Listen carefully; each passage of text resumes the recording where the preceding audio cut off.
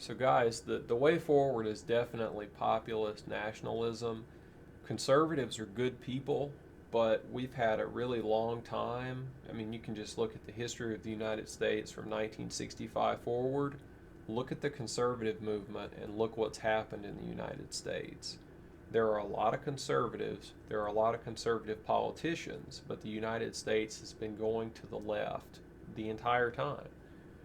Even if we win on some issues, winning looks like slowing down the leftist agenda. It never looks like reversing it.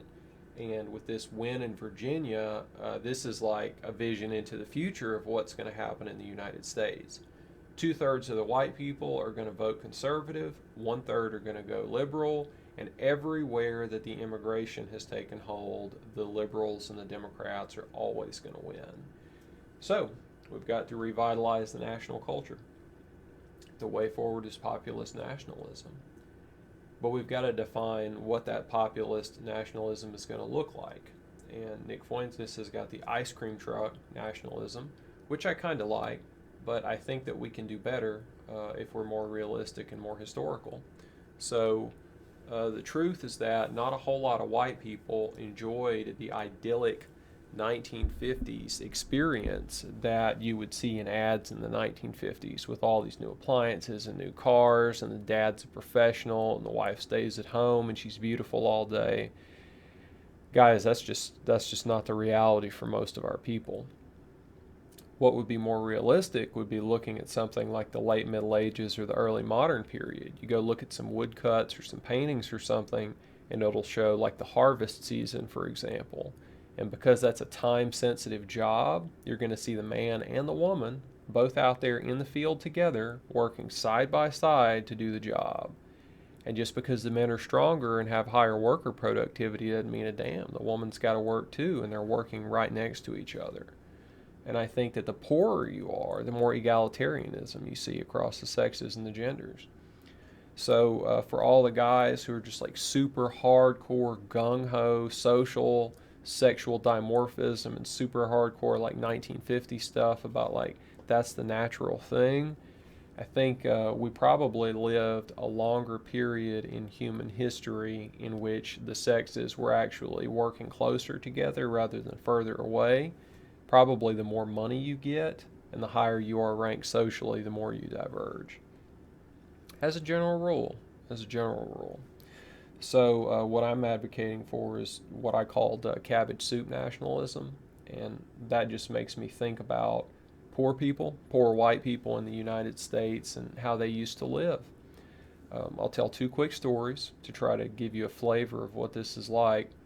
When I was growing up, when I was a kid, and I tried to play with my food or waste my food, I would be told that wasting food was a sin. Okay, I mean that you could literally be damned for that. And I'll give you a hint. It's not because my mother was a Bible thumper.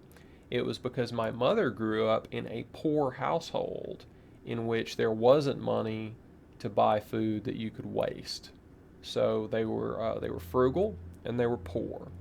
So that culture got transmitted to me. And that is what the 1950s were like for a lot more people than for the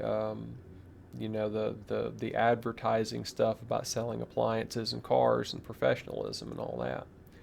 The second story is that I had some old folks who lived down the street from me, and when I was a little kid, I would go play at their house a lot because old people, especially those who don't have grandchildren around, like seeing kids, and kids like old people. A lot of the time, they go really good together. The old people get to tell stories and transmit culture, and the young kids get somebody to spend some time on them, especially if their parents are busy working or doing other stuff. So it works out great for everybody. Now, those old people, one of the things that they really enjoyed was like shredded or shaved coconut. And they would put this on a lot of the stuff that they cooked. Now, it tastes like cardboard, okay? It was unsweetened. But because they grew up in the 19 teens and 20s, they really enjoyed that stuff and they thought it was a treat. So when you put that together with all the stuff that we got today, you can see that today we're like overstimulated, we're overloaded. You just go look at like the confections and snacks and treats and all the stuff that we get. It's just like off the wall. It's insane. So I think we should probably look back at the real history of normal white people in the United States who were alive 80, 90, 110 years ago and try to pick up some of the things that were good about them, that are authentic, that haven't been commercialized, and emulate that. I've told people a few times before that I think if we emulated our great great grandparents, even like 20 or 30%, changed our lifestyle, and not even, like not even picking out which 20 or 30%, but just 20% of this for you because that's what you like, 20% over here because that's what you like. If we were able to do that, we could probably reverse a whole bunch of this leftist cultural damage and destruction that's been wrought on us. And I think doing it inside the framework of populist nationalism is going to be the way forward.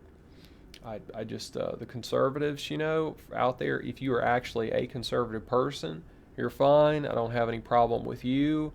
But the translation from your ideas into an ideology that politicians can then pick up and go with, it is lame. It is lame in the sense that it's like disabled and it can't do its job. So we got to do something else. Thank you for your time.